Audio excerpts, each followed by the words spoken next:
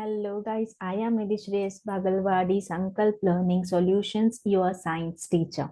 In the last class, we learned regarding transportation in animals, how blood, a magical fluid inside us, performing a great function so that we can live, how the heart is pumping 365 days without wasting a second, which makes us alive, right? So like that, we should work to succeed in our life, okay? Now we are going to the other concept. Before that, let us study the transportation in plants too. As you see, when we quote a difference between the animals and the plants, we know that animals will be moving and plants are staying. They are stagnant in their whole for their lifetime. So they should not need much energy as we want, but they need the energy. They need the water for their survival. So, how transportation of water and food occurs in the plants that we are going to deal today. So, as I said, the water has to be transported in the plants. Let us take a grass. Let us take a tulsi plant. So, these are all the small plants or the herbs where transportation of water might takes place through diffusion. Okay, by concentration gradient in one cell the water will be less, the other cell the water will be more, so there will be a movement of water from higher concentration to lower concentration. So let us take osmosis or a diffusion. But just think a giant trees like pinus or nilgiri trees or eucalyptus. Nilgiri, what we call nilgiri oil, we will get no eucalyptus oil, okay, which is very good for cold and cough. So when you observe these trees are very tall, and the absorbing organ or a part of a plant is a root. Root will absorb the water. From the root, the water has to be transported till the tip of the tree. How it all happens? It is by a specialized tissues, which we learned in the ninth standard. I hope you guys remember we learned in the ninth standard regarding vascular tissues. We have two types of vascular tissues, xylem and phloem. Xylem transports water in plants, whereas phloem transports food in plants. Let us study a brief or in detail regarding these tissues in this concept.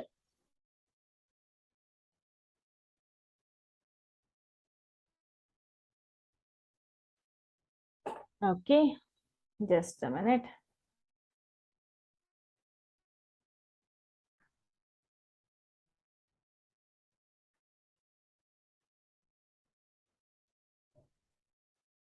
Fine, this is it. So as you can see on a slide, a xylem transports the water, whereas phloem transports the food. Now, xylem has to transport water means we know that roots will absorb the water. Okay. So what makes the root cells? No doubt root is a part, it will be consisting of cells, root cells. So what makes the root cells to absorb water? There is something phenomena happens there actually. So what happens? Let us take a mud or a soil. Soil is filled with the water. Okay. Now water molecules are present in the soil and root cells are there. So what happens? There will be exchange of ions between the root cells and the water in the soil. There will be exchange of certain ions. So this exchange causes concentration gradient inside the root cells. So what happens? The number of water molecule inside the root cells becomes less, okay, due to the exchange of this ions. Okay, so this makes the root cell to absorb the water. So this is one how the root absorbs the water, and then the root is transported to all the parts of the body through the xylem tissue. So as you know, xylem will be having the elements like xylem parenchyma, xylem sclerenchyma, tracheids and trachea. Through these all components, it transports the water to all parts of the body. And the absorption of water makes a water column. Water column will be continuous. It will not break. It is due to the, we can say, the coherent property of of a water. This makes cohesive and adhesion property of water makes the water column straight or without breaking. Okay. Now, so always the water flow or the absorption of water will be upwards, that is from roots to other parts of the body, that is in upward direction. So the transportation of xylem, we can call it as unidirectional. This is one how root cells will absorb the water. In other case, what happens? As we all know, the process of transpiration. So what is transpiration? It is a loss of water by the plants. Transpiration means what? It is a loss of water by the plants in the form of vapor from the leaves. So through the stomata, the water is lost in the form of vapors from the leaves. So when the water is lost, the water molecule inside the plant becomes less. So this makes the what is that? The root cells to absorb or to suck the water. Okay. So here transpiration is causing certain pull inside the plant body. So due to this transpiration pull, the water can be transported to the all the parts of the plant which are very high, means which in tall plants also, due to this transpiration pull or ascent of sap, the water will be transported. So here water transportation has three cases. The first one is root cells absorption by the root surface, we can say. The second one is transpiration pull or ascent of sap. These two cases causes the absorption of water by a xylem. When we study the phloem, that is a transportation of food. We know that food is prepared in the leaves. Okay. And the food is prepared in the form of a glucose. Okay. It is formed in the form of a glucose. This will release the energy later. So the energy is needed for all the cells in the plants, that is for the parts which are upward, the parts which are below, the parts which are above the leaves, the parts which are below the leaves. So every part of a plant needs, or every cell of a plant needs a food and energy. For this, what happens? Phloem transportation is bidirectional. In both the direction, it transports the food.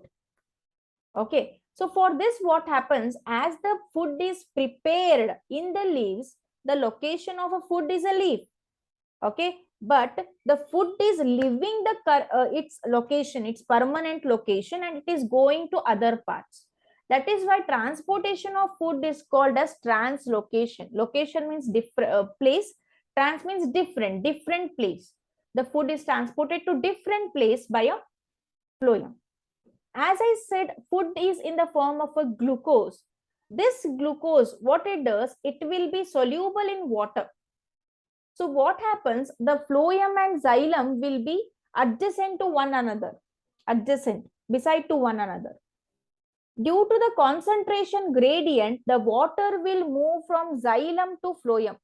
The water will move from xylem to phloem, so that glucose will be dissolved in water, and this dissolved glucose or a food will be transported to all the parts of the body through the phloem.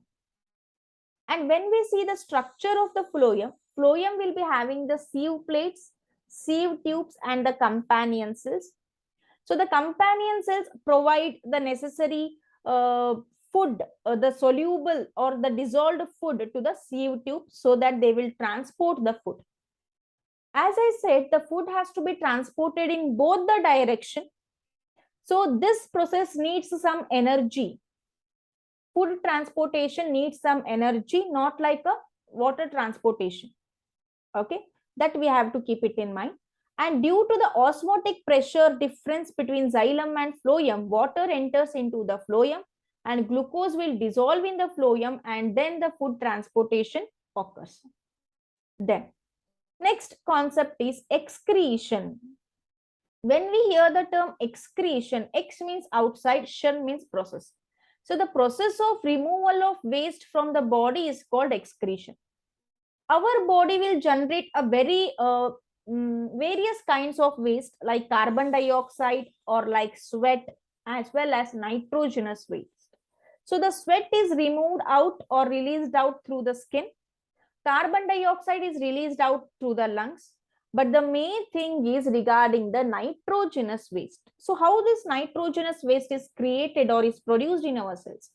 It is by the metabolic activities which happens in a cell. The metabolic activities which happens in a cell release some wastes or produce some waste which are nitrogenous. These nitrogenous wastes are very toxic in nature. So these has to be removed from the body. So these nitrogenous waste will be removed from the body by the kidneys, which are the part of excretory system. So let us study in detail regarding the excretory system. As you can see the excretory system on the screen. Excretory system is made up of pair of kidneys and the ureters, tube-like ureters, urinary bladder, which is a muscular organ, and then urethra, through which the urine will be released out from the body. Okay.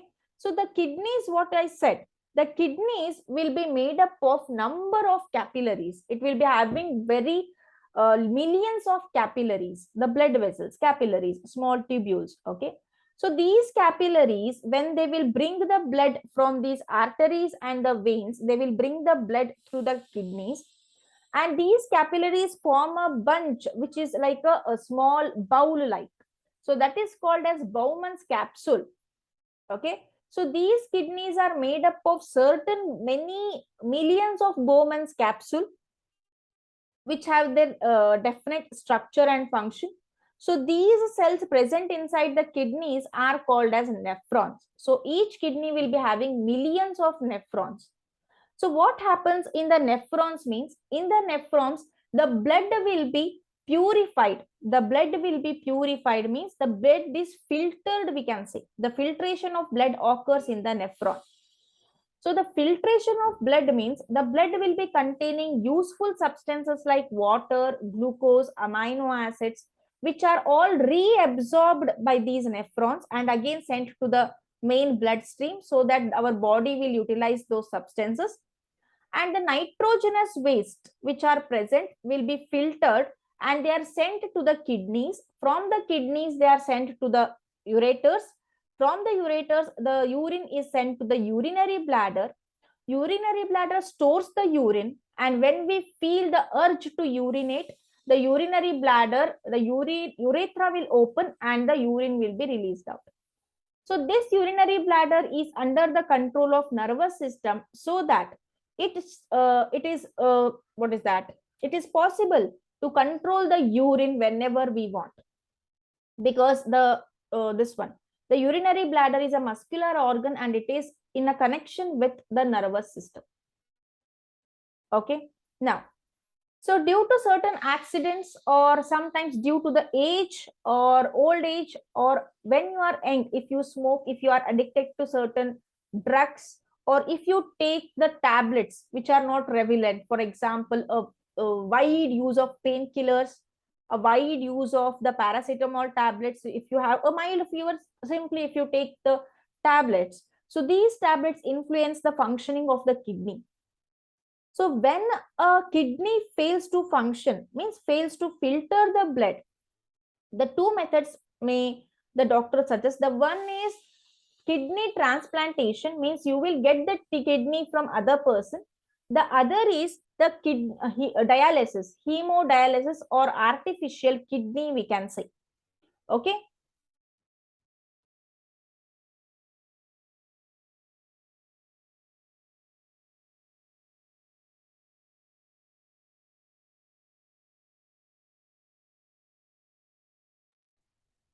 So this dialysis, what it makes means, in the dialysis, that is in artificial kidney technique, the dialyzing machine will be there, which will be having dialyzing fluid. The dialyzing fluid will be having same osmotic pressure as a blood. Okay. Now, from the artery, the blood is taken from the patient and it is sent to the dialyzing machine where dialyzing fluid is there. So dialyzing fluid is similar to the blood, but dialyzing fluid will not be having nitrogenous waste. So due to the osmotic pressure difference, there will be osmosis occurring inside the machine, where all the nitrogenous waste will be sent or will be poured to the dialyzing fluid, and the purified blood again comes from this connection, and through the vein it will go to the patient. Like this, filtration of blood will be done artificially by a technique called hemodialysis when the kidneys fail to filter the blood. So this is regarding the excretion in human beings. Next, we have excretion in plants. So plants are also living organisms. They will be also having the living cells. Comparatively to the animals, plants have more dead cells. So the production of waste is very small in case of plants. Usually the waste in the plant will be stored in the vacuoles of the cell. Vacuoles of the cell. And sometimes the extra water or the water is released out from the plant through transpiration, we can say, from the stomata. Okay, transpiration. Sometimes the waste will be stored in the leaves and the leaves will dry off and fall off. So by that also the waste will be released by the plants. Okay. And also sometimes the waste will be released in the form of a gums. As you can see on the coconut trees, you can find certain gums which are nothing but the excretory products of the plants. This is how plants excrete their waste.